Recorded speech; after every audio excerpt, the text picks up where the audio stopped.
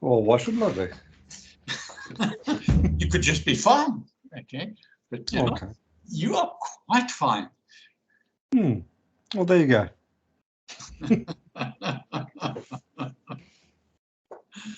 Yeah. So how are you? I'm well. I'm very well. That's good. Yeah. Everything seems to be back to normal, and I'm sleeping well, and I'm eating well, and I'm disciplined in my eating. And yeah, Well, that's good. That's good news. yeah, it is. It is good. Virtually every morning I listen to Dr. Michael Greger, who's has about a 4 or 5 minute video about something to do with plant-based food, and so I'm building my knowledge a lot, and I try and what's important, and this is interesting, Don. I find interesting is you historically we set goals, okay, and we're going to get healthy, and we're going to perhaps do this to get healthy, but I read something this very morning in the book that I'm reading, The Plan of Life, and it had one statement on the whole page, okay, and it was something like, don't set goals, change your habits. That's so true, isn't it? It was profound for me. It really was, okay, because I then sat for quite a long time just thinking quite how profound it was. And because you know how difficult it is to change habits. It really is. It's so. It's somehow inside of it. We just we can change doing something for a month or something, but then we go back to our old ways, our old habits. Yeah. And I just need to write that down. I thought, now I'm not going to lose this, okay. So the first thing I did was sort of how do you change habits, okay. Well, there's awareness in the first instance, I guess, isn't there? So. Yeah, but I think that the awareness is part of reading something like that or writing it down, and that's. But then what? You see, because habits are things that happen unconsciously.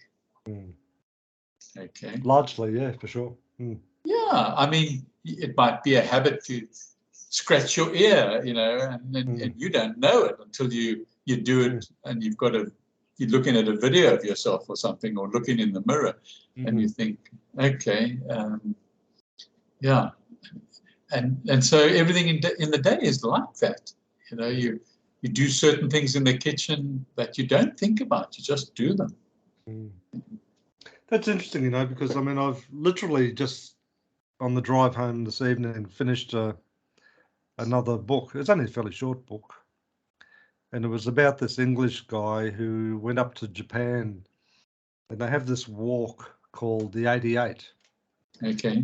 And basically what it is there's 88 temples on this island, and to circumnavigate the temples, it's a distance of around about, I think he said 1,400 kilometers.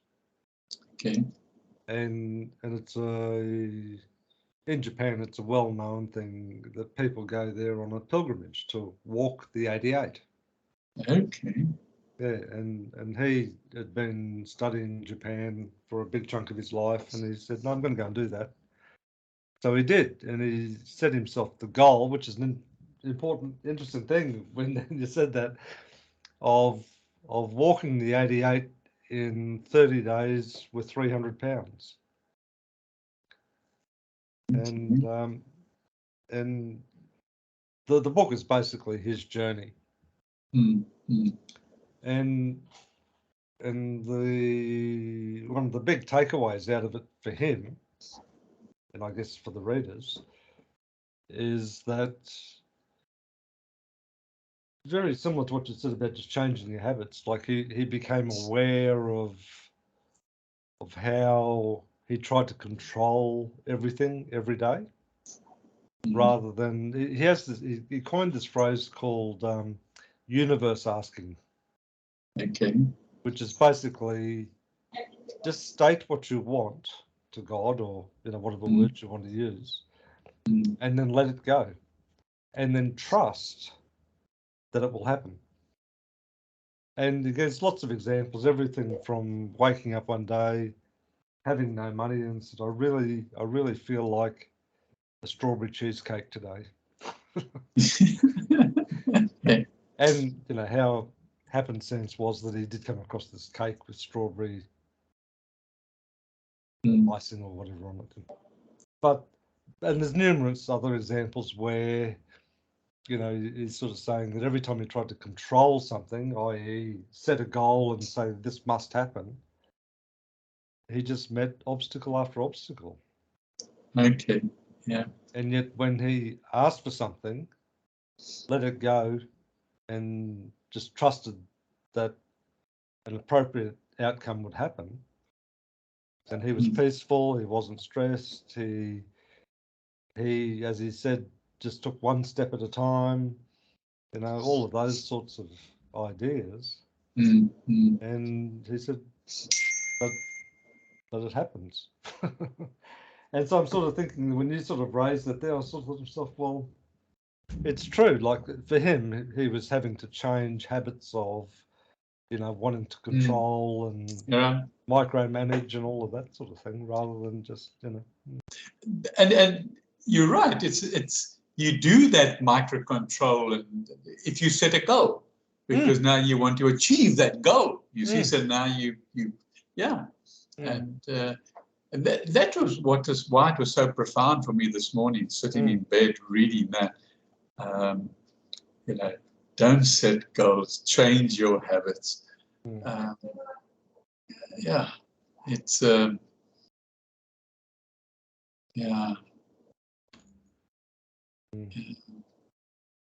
That's incredibly profound. I mean, the more you think about the dimensions of that, I mean, there's so much in that, isn't there? Yeah, absolutely. If you're unhealthy, don't set yourself a goal to become healthy. Just change habits. Yeah. Just change your daily habits. That's it. And as your author says of the book too, just throw it out there to God, and then forget about it, and just change your habits today.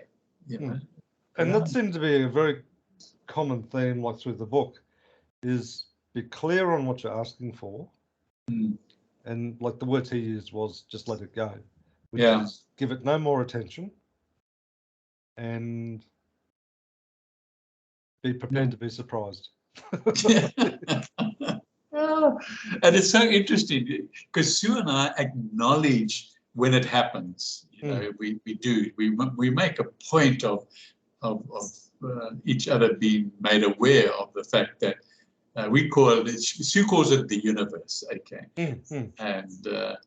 and I don't think I'm exaggerating. If at least once a day she comes to me and says, "It's just remarkable." Okay, how it works. She says, "Just remarkable." It worked today for her. She can't quite remember the circumstances, but she has to, even in school holidays, she has to drive her grandchildren around, and the one does ballet, and so they do ballet right through the holidays, and she had agreed to take the child today. Let's just call it 10 o'clock, okay? And then she realized about 9 o'clock that, oh my goodness, she had forgotten that Get Set Up had put a class in for her, at that time, and it was an unusual time, but it was one of a freak thing. It was done weeks ago, and now she had the two, and she said, "Well, what should I do?" Okay, and it was probably, and that's all she said. I said, "What shall I do?" Okay. And probably within about 10 minutes or 15 minutes, the grandchild phoned and said, "Nangi, you don't have to fetch me today. I'm going with my friend." Okay. And so now there are things like that that happen on a daily basis. Okay. And just by, as you say, throwing it out there. And it happens all the time. It's so remarkable. Yeah. Anyway. My sense is that there's a need for some sort of, I don't know whether precision is the right word around it, or maybe some process around it, is that you don't sort of default into becoming like, going to a fast food store and saying, "I want this, I want this, I want this." It's much more fundamental in terms of day-to-day living, isn't it? There's no point sort of, Sure, I know what you mean. Yeah. But in-depth day-to-day living. Okay. Well, that's the thing, isn't it? It really is conscious day-to-day living, isn't it? Yeah, absolutely. And in fact, that's an interesting word I've just said, because it adds another dimension to what conscious is, doesn't it, really? Yes, yeah, absolutely. Because I was watching, what was it? It was about consciousness. It was I know what it was. I was researching and writing about is AI capable of consciousness? Yeah. Okay. And this video said, well, you've got to decide what is consciousness to be able to find out if AI's got it. Okay. And it then went and showed you various videos. There was an elephant where they put a big white stripe sort of down its belly, okay? And the elephant was trying to rub it away, okay? So he was conscious of that white stripe or cross on his belly, okay? And he was trying to get rid of it, okay? Is that consciousness? Okay, it must be, he's conscious of it. They showed another video of a baboon with a mirror in his environment, okay? And he was looking at his balls, okay? And he was looking from this angle and that angle, and and he was examining his balls. You see, he was conscious that he had balls, okay?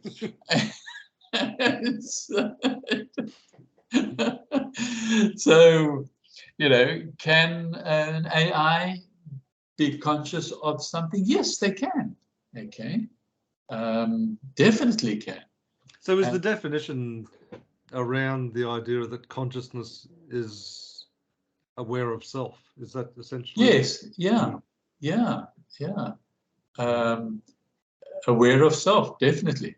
That's so a AI now today is conscious. The humanoid AIs are conscious of self, and some of the more advanced ones are quite remarkable. Okay, because they are also conscious of human beings being conscious. Okay, and they're saying that AIs can be far more conscious than human beings can be. Okay. So yeah, you were right. It's about being self-conscious, being conscious of self. Yeah. and that consciousness on the back of what we've just been discussing is part of that extra dimension. Is that, you know, the link to, to God or universe or whatever word you want to use. That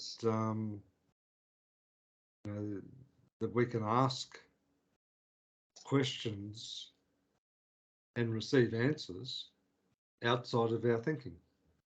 Yeah, absolutely. Yes. Yes. Profoundly so. Yeah. So what does that mean?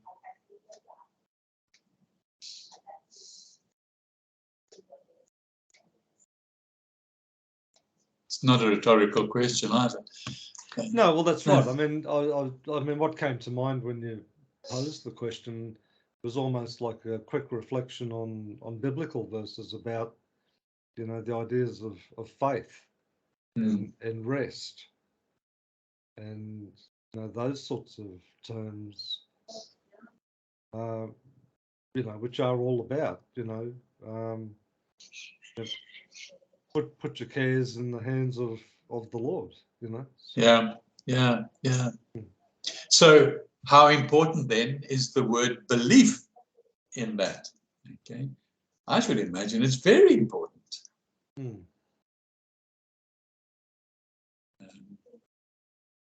I'm sort of wondering, actually. I wonder whether faith is more important than belief. Maybe if there's a hierarchy associated with it, I don't know. Because faith is sort of like, perhaps faith is sort of like belief in action, isn't it? I guess. Yeah, faith for me is always been related more towards a religion and maybe an individual in that religion. You have faith in that person in that religion, whereas which is an outward thing. Belief is, I think, believing that there's a higher divinity or a higher energy within yourself. See, one of the words that used to sort of, I sort of had a bit of an awakening about early in my spiritual journey was the idea of hope. Because the original meaning of hope, in the the original languages of the Bible, for example, was translated as absolute confidence.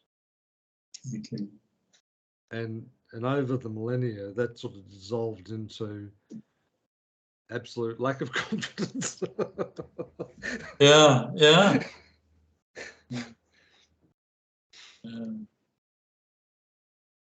Do you still have any thoughts about hope? Oh, well, I am very much attracted to the original translation. Okay. Yeah. Because I see it as being a sort of a very positive, confident statement. Hasn't been one that I was raised within that context until I sort of started the study, but it sort of stuck with me as meaning that. So when people sort of say, what do you hope for? Again, in the context of the conversation we're having tonight, it's, well, here's the questions I want answered, knowing that they will be answered. Yeah. Okay, I see what you mean. My thoughts this morning in bed, coming back to the original, and I guess maybe you can put them in hope. But if you look forward, I think in our last chat that we had a week or the week before, spoke about 3 years in advance. Okay.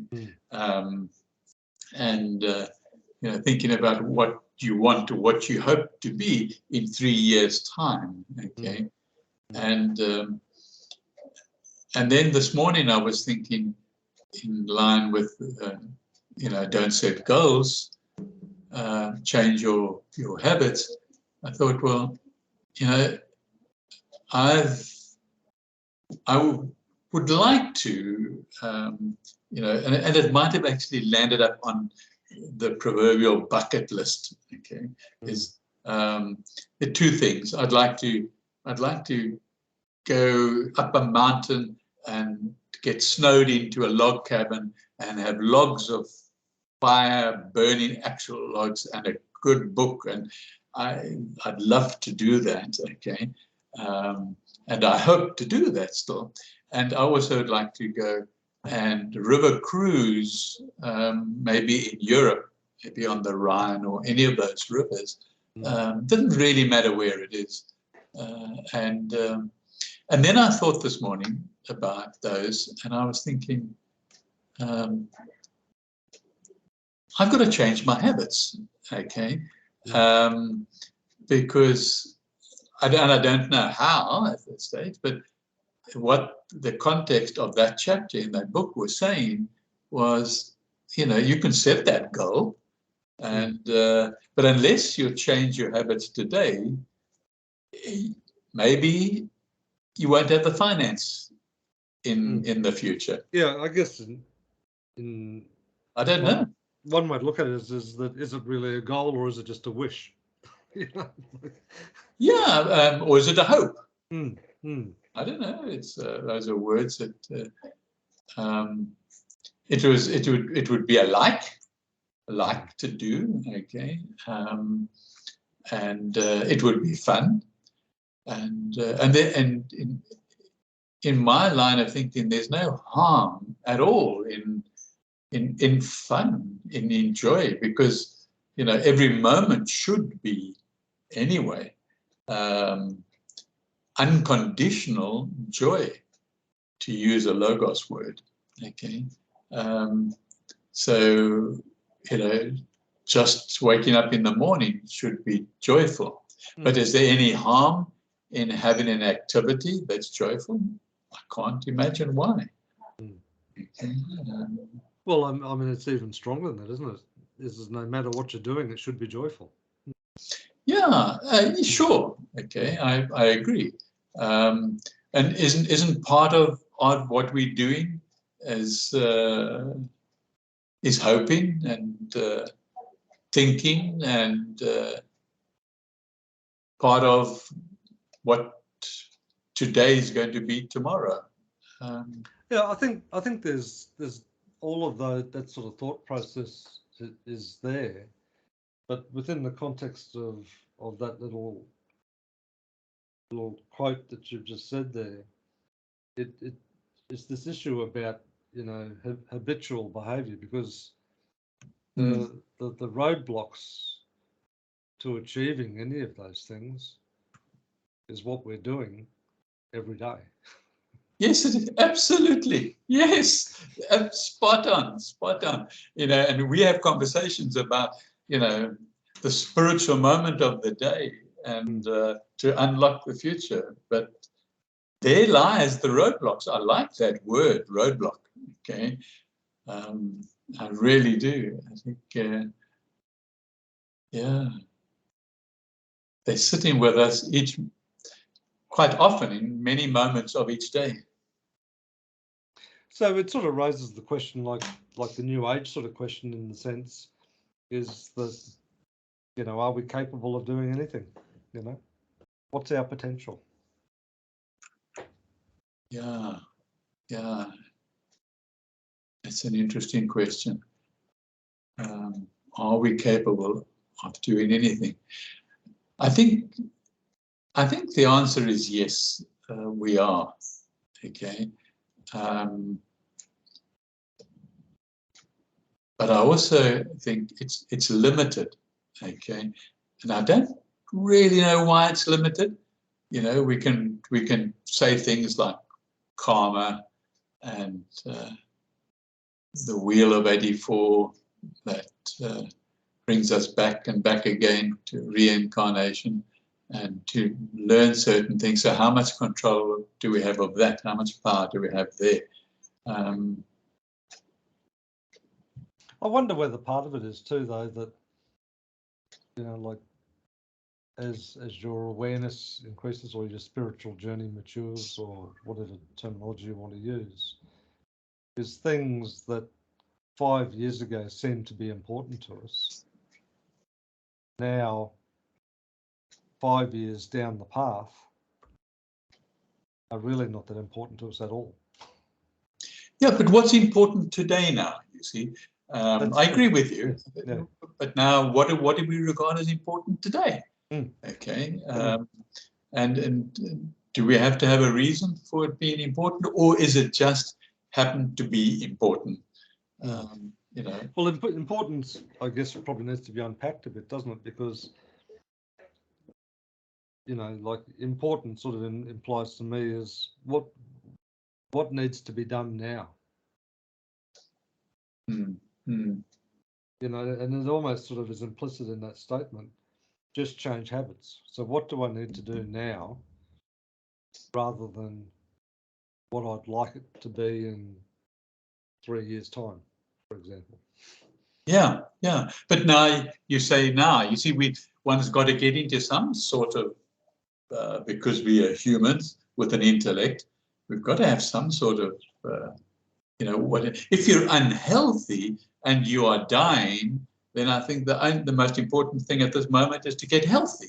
Okay. Absolutely. Yeah. Okay, and all aspects of our being, including our intellect and our feelings, say we've got to get healthy. Or it's asking the question, why are we sick?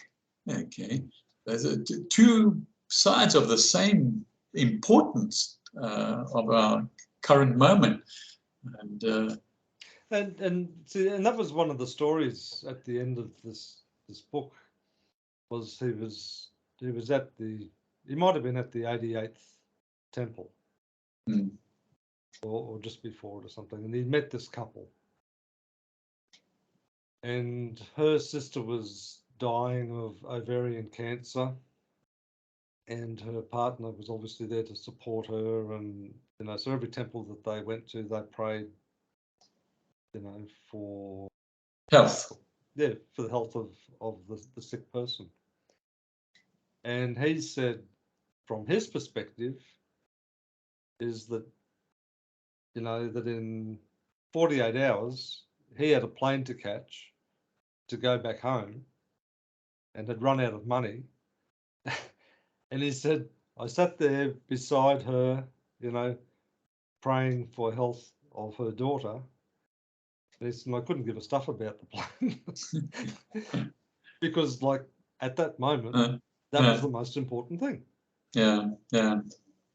Not what potentially could have happened in 48 hours' time, but, you know, the suffering that she was enduring right now.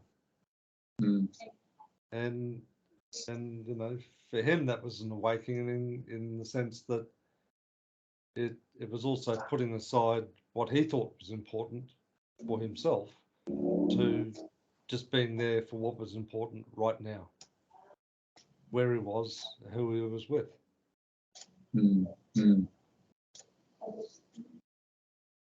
Now, what about the person that was actually sick? Okay, what was important to her? Good question. Yeah.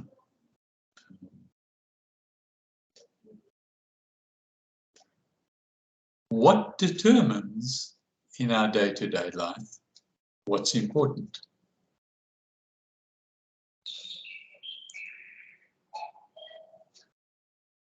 Seems to have some bearing, like the issue of time, doesn't it?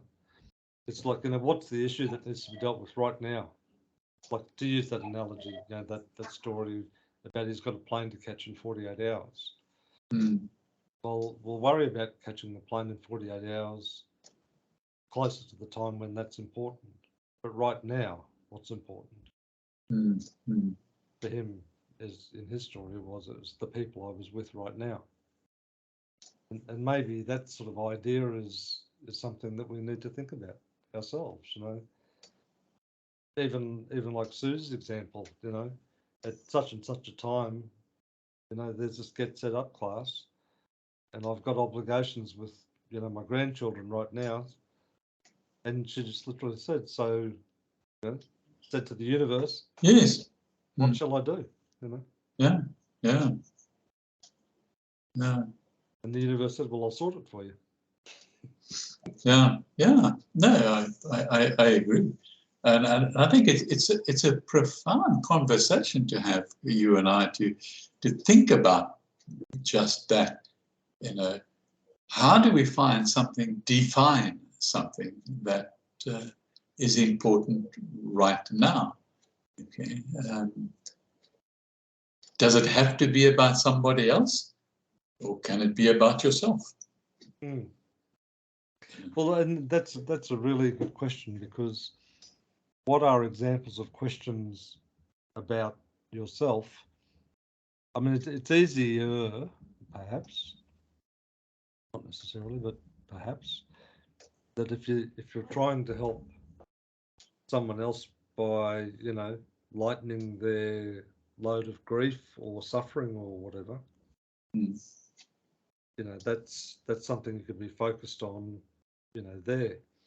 But the questions about self get a bit trickier, I think. Yeah, yeah, I think they do. I think they do. Yeah. Because it requires a whole different level of honesty and frankness and you know, an acknowledgement of, well, perhaps, you know, my attitude towards this issue, you know, is perhaps not that healthy or helpful. Mm. So what habits do I need to change? Yeah, yeah. What habit do I have to change? And it could be, and like the small things that seem to me to be such powerful examples. You know, it could literally be, you know, as you're walking down the street to go and have a cup of coffee at the local cafe, you know, as you pass someone, even just greeting them or smiling at them or whatever, versus just seeing through them and just keep on walking. You know, it could be as simple as that. Yeah, you just said something that sparked something that happened this afternoon, literally this afternoon. Just going back a few days, Sue was saying that really one of the foods that she really, really enjoys is pasta. Okay. And I said, okay. But generally, she grew up with pasta made from ordinary wheat, okay, and pretty refined, okay, and so on. And the next day, I was listening to one of the Michael Greger videos, and he was talking about how healthy whole grain pasta is. Okay, I shared that with Sue, and said, that's interesting now, because now we want to eat whole grain every day, and now the food that you like the most actually can be made from whole grain. Anything basically, okay, whole grain rice that can be made from, and other whole grain. And anyway, we sort of made a mental note, we're aware of it. And then today, this afternoon, I had to go for blood tests, okay, in the hospital. And it is all quick and easy, and we're in and out in any time. And we were going back and said, let's go to our favorite coffee shop and have a cup of coffee. And then we stopped at this robot, and I said, why did we go to that place we went once before? We go left here. And so she was driving, and so she pulled left, and instead of going through the robot, went to the left, and immediately 50 meters down the road was the turnoff. We went and parked outside the favorite coffee shop, and it had closed down. Okay. So, okay. So we look around. Any else we know? Can't have coffee. And we both sort of were standing outside this particular shop. Okay. So we said, what is this? I see some chairs inside. And so anyway, we both walked in because we were literally a meter away from the front door.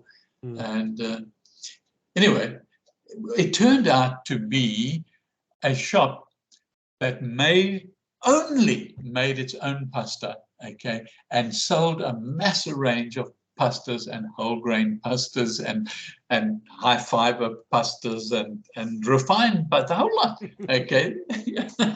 So you know, Sue's on fire. Absolutely, there's no doubt about it. But it just absolutely, it just amazes us, okay, how it happens. And so certainly our habits are changing because we've become spontaneous, which we've never been before, okay. There's no doubt about it.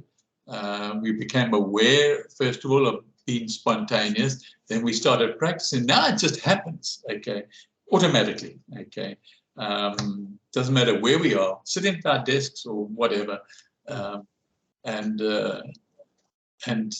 so that is part of, I think, of changing habits, okay, positively, because what is spontaneous? You get an aha moment, you know, let's go do this, or let's do that, or, you know, and we had that the other Sunday.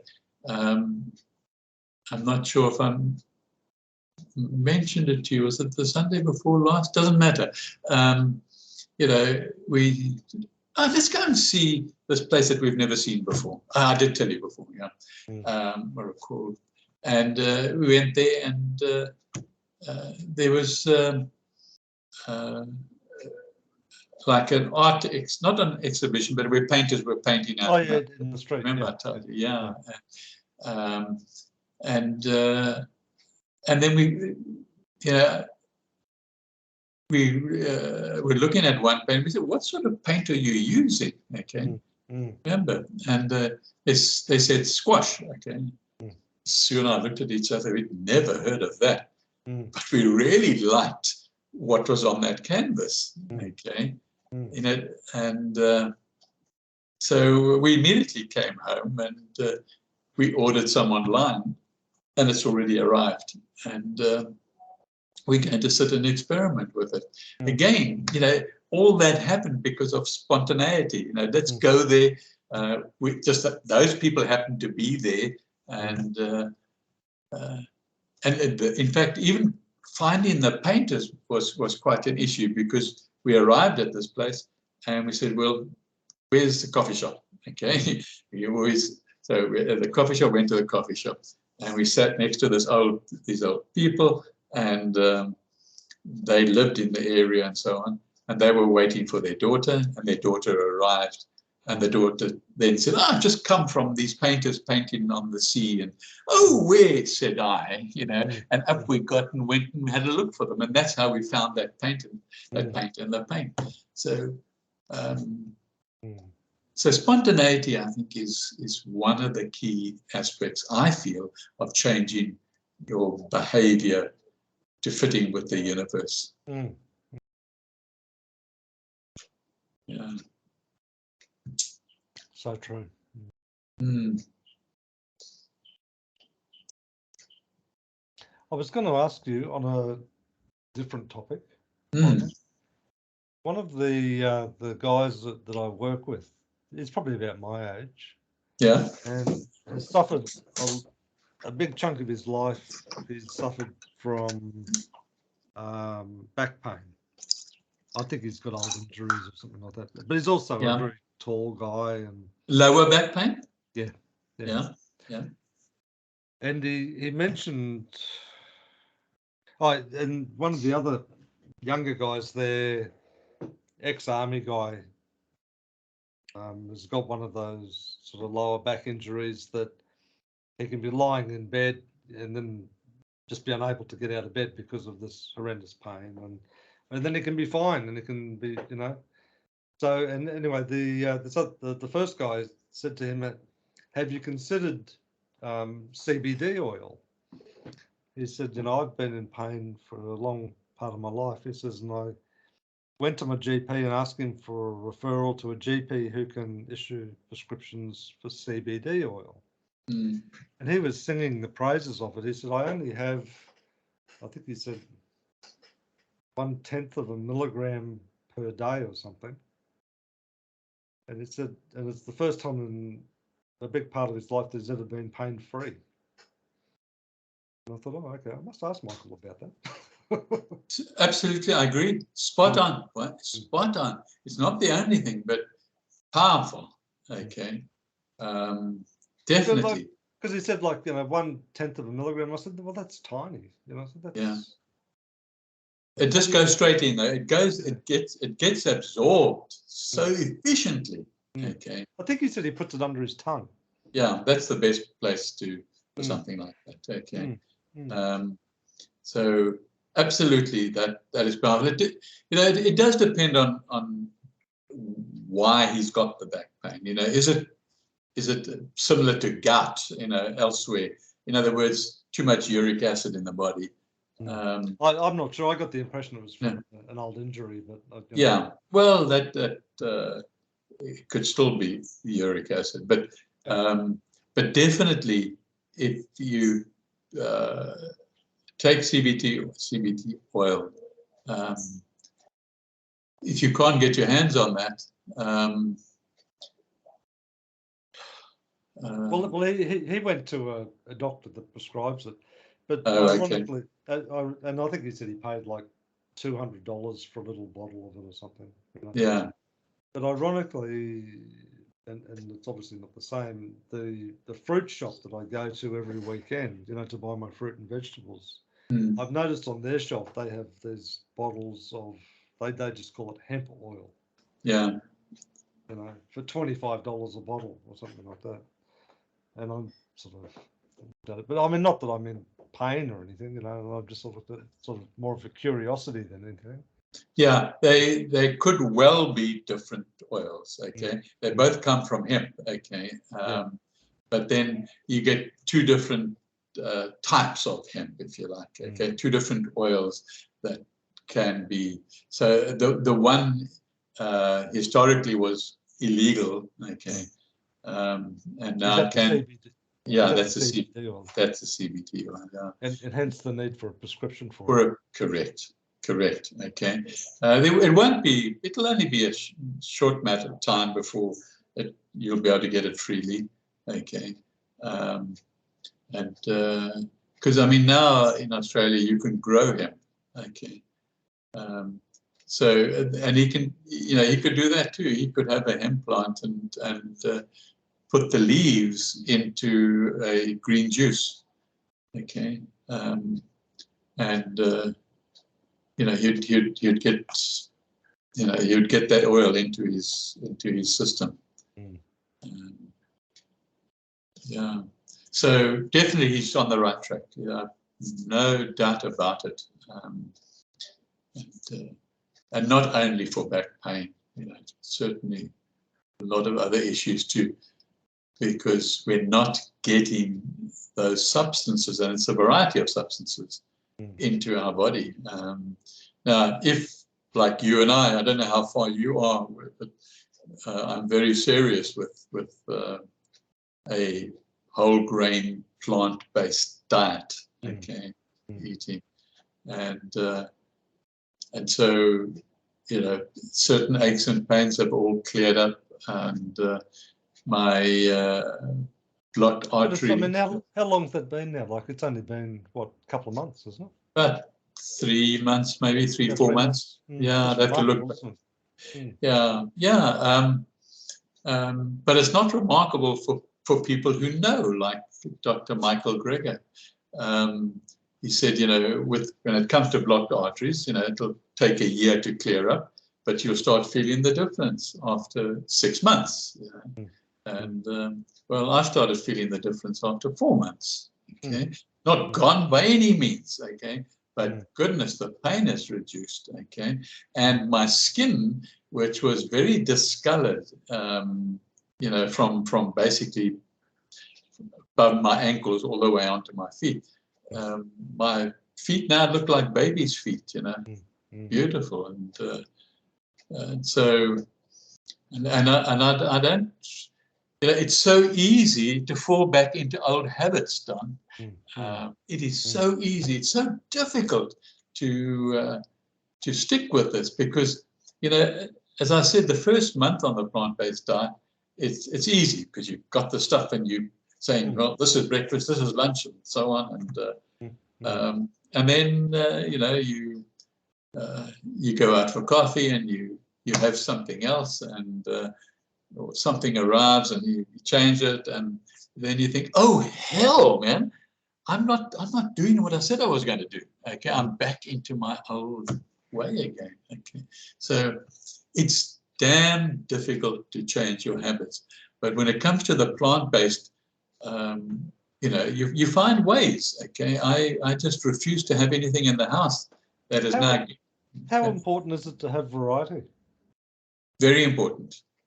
Yeah, very important, because every single plant, although it might have a lot of common things, okay, they have other chemicals which, you know, you don't get identified on a bottle of something or talked about or so on, you know, yeah, and also it's important, you know, human beings like to talk about protein, and one of the biggest problems in diseases today is that we eat in too much protein. Okay, and that's one of the biggest causes of cancer, is just too much protein in the body. Okay, and other chemicals that are associated with the, not the other amino acids, but just the other substances and chemicals that actually enhance cancer and block off the body's natural immunity to kill off those things that are enhancing the cancer. So so you get more than enough protein in plants, okay, and you get all the amino acids in most green plants, okay, so there's no need to get it secondhand through animal food. You know, the animals don't create it. Okay, they eat it and then transform it into different chemicals. But I forgot. I went off at a tangent. What was your question? Oh no, I was just curious to get your view about the CBD oil. Okay. You know, because he was sort of pitching it pretty much almost like as a miracle. He said, you know, like I haven't experienced pain-free for, you know, a big chunk of his life. So. Yeah, but you've just reminded me about something, because my brother he spoke to me yesterday about it. Didn't speak to me, just told me he had it. And you've given me the answer I must give you, the CBD oil. I'm going to get it in South Africa. Just making a note here. So is that oil, like how would they extract that? Like just like out of cold press. Just cold press, isn't it? Literally. Yeah. And again, you know, there'll no doubt be people that will use heat and others to get it commercially available where it's allowed to be commercially available. So, you know, the way I've seen stories where people in advanced stages of you know, cancer will just smoke marijuana as a means of pain relief. Yeah. Like, would that be as effective? Not as effective, but it will be effective. You know, smoking marijuana, it gets it into your system, but it's certainly not the way of choice. You know, because it gets into every aspect, including into your head, and that's why you get high on it. Okay, so it's there, it's entered your body, and it will have benefit. Okay, but you've got to be careful of habit forming. Okay. And but I would never recommend it. I would always say no. You know, eat the green leaf or take the oil. Okay. But I'm thinking now that the other thing that I've moved on to, and I mentioned it to you last week, is the green smoothie. Okay. Yeah, I've been doing a bit of homework and got some plans to buy a suitable blender and that sort of thing. So. Well, we've just bought one and we're waiting for it to be delivered. Profoundly, we got a sale on one of the quite big. What's it called? You might have you bought your blender? No, not yet. Not yet. What's that shop? And I've always regarded it as a furniture shop here in Australia and online. I tell you what I'll do. I can hear Susie in a lesson at the moment, but sometime I will send it to you on Telegram. Is that probably the best place? Or on Skype, which Telegram or Skype? Send you Telegram probably. Yeah. Telegram. Okay, I'll find out the name of the company, and she bought it online. And instead of being, I mean, this is ridiculous. Instead of being, I think it was, and I'm just estimating now, right? I can't remember exactly, but instead of being $180, it was $39. Goodness, that's a big deal. And it was it's 1,500 rand. Most of them are around 1,000. This is 1,500 revs or whatever you call it. So again, it was just so fortuitous, and we spoke about it, and we said let's have a look, and then a place we don't normally look was this furniture shop online, and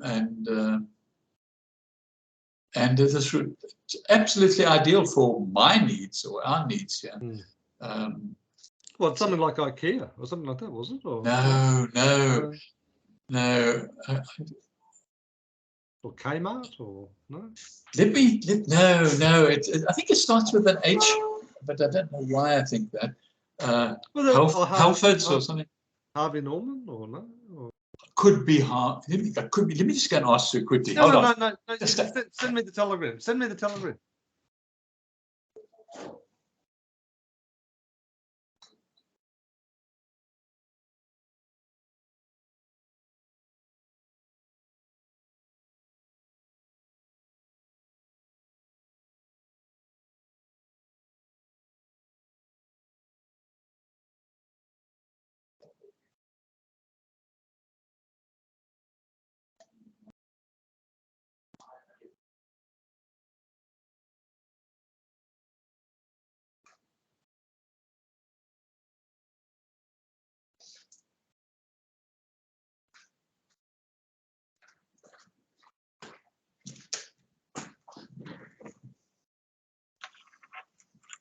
Online, it's called My Deal. Okay. Yep. Okay. And in the hard shop, it's called something. The shop's name is called something else. But online, it's called My Deal. Okay. And just go and search there for Blender or Blender My Deal. And it was sometime last week, so they might not have the special on still, but who knows? Okay. Yeah, who knows? Yeah. Go and have a look. Yeah. I'll definitely do that. So we're having the green juice, and I'm not looking at any recipes or anything. I've got kale, I put kale in. I've got celery, I put celery in. And cost lettuce, just because they found some marvelous new things in the chemicals in the cost lettuce. Historically, it was to just be sort of a useless lettuce, but it's now turned out not to be a useless lettuce. So is it mainly greens that you put in it, or do you put? No. I those are the greens I put in that I've got at the moment. Okay. Yeah. When you buy sort of a bunch of organic greens, it takes you a week to get through them, and I put a carrot in, and then I put various. If I've got a fresh apple, I'll put a fresh apple in, and I'll put a banana in, and then I've got frozen organic mixed vegetables, which you get at Woolworths. Okay, And so I keep those in the deep freeze. I've got some frozen mangoes, okay, and so I don't put all of that in every day. I just take a variety, you know, I'm keeping the variety going, and then I've got frozen organic broccoli, frozen spinach, but so I usually put in maybe in total 5 ingredients or maybe 6 ingredients, okay, and then I just add water and I mix it, okay, and my friend Twyla in America, she promotes the whole plant-based big time, okay, and she jokingly calls my green juice cold soup.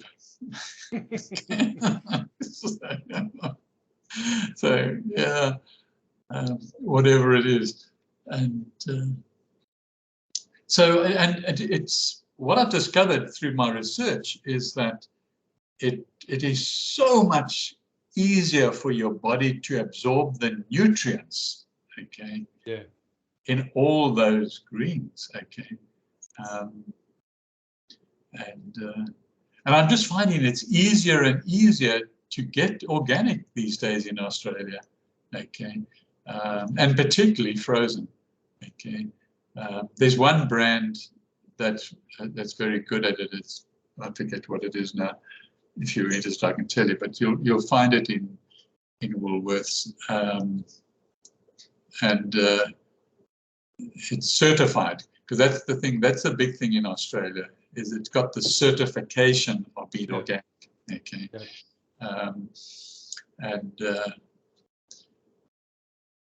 yeah, interesting. I had a conversation with this Twyla actually in America, saying that, you know, you can get better than organic, okay, because basically organic farmers still use manure. Yeah. Okay. But then you get, I think it's, what is it, biodynamic farming? Oh, okay. Yep. Yeah, and they don't use manure. Okay. So there's a great awareness in Australia that pleases me no end about the benefits of eating organic. Okay. Is the biodynamic, is that the one where, I know there's one that I've read about previously where the farmers put cow manure into horns and then they bury those horns for like 12 months or something. And then the substance, then when they dig them up, the substance that's in the horn itself is highly, highly concentrated, and you just need a small amount dissolved in water, and it has remarkable impact apparently. That's interesting. No, I've done no research on biodynamic. I think I'm not sure if it was Rudolf Steiner that. And I think there's also like a process around it. Like you have to do like bury it on a full moon or something, and there's all these other aspects to it, I believe. Yeah, no, I don't know. I've done no research on it at all. And you know, at the moment, my consciousness is around organic. And we've changed. You know, we basically won't buy anything that isn't organic now. Okay, so but that's a habit that we've had to get rid of, and it's taken us a couple of years to shake that. Okay, yeah. So, you know, the next level, who knows? Okay. It comes up, the awareness in like discussions like you and I have had, and Twyla and I had. We now got thinking about this biodynamic. What is that? Okay. I wonder if there's biodynamic fruit and veggies in the shops. I don't know. Okay. Yeah. Interesting. Yeah, and it'd also be interesting to maybe research and see if, you know, some of the organic farmers maybe are using less manure, okay, and but they need the certification, because I don't suppose there's a certification for the next level up of biodynamic. Maybe there is, I don't know. Yeah, well, that's true. I haven't looked either. Yeah, yeah. So, you know, if you're eating organic and you've got the habit of eating a variety over a month or 2 or 3 of fruits and vegetables, okay, and berries. Berries pack a power punch. That's why I've got them, you know, frozen. They're always available. You know, things that haven't been discovered yet that are beneficial to you, you're going to get it because of your diversity. Okay, you're going to get the substances that your brain desperately needs. Okay, we found I guess at one level it's obvious, isn't it? You know, like if you look at what's a healthy, you know, what's healthy in nature, it's exactly that. It's biodiversity. It's, you know, all of those things. So why should our diet be any different? Spot on, spot on. Yes, absolutely. I agree with you. So yeah. Anyway, that might be a good place to pause. Do you think? Yeah, yeah, yeah. I'm going to definitely upload this one. It's been recording since the beginning, so because now I'm keeping notes of what they are and so on. So if you ever want to reference again, we've got it for ourselves. Well, I also remember you saying you weren't too sure about what the purpose of them was, so maybe it might be a good time to ask the universe about that. So, well, I think now, you know, and we stopped recording them for a couple of sessions, okay, and then last week we started again, and I think now, for me, you know, I've always had an immense, it's like fired me to have a conversation with you, okay, regularly, and that's, but when we didn't record and so on, it's fine. You know, I think there was a time, maybe a year or more ago, where we were thinking about a business and, you know, maybe we do this. And so we weren't following what we are aware of, like even today. Yeah. Okay. Yeah. Okay. So now we seem to have changed, and we're talking about specific subjects that I do believe are beneficial, perhaps to you and I, but also there are going to be people out there. So particularly when we talk about the sort of more practical day-to-day things that are spiritually related and plant related and energy related. Very much so. Yeah, you know, very much so. And then we just put it out there and see, but we're not doing it now with any intent of having a business or anything like that. No, but and I think that's an important issue that we need to maybe think about, and perhaps it's something we should discuss next week. You know, so yeah. Okay. So, yeah. Okay. Well, sounds good. Sounds go good. Go well. Have a damn good week. You too. Sounds like you're doing very well. Yeah. I'm feeling very well. Yeah. Thank you. Yeah. And you too, man. Go well. Okay. Take care. Cheers. Yeah. Bye.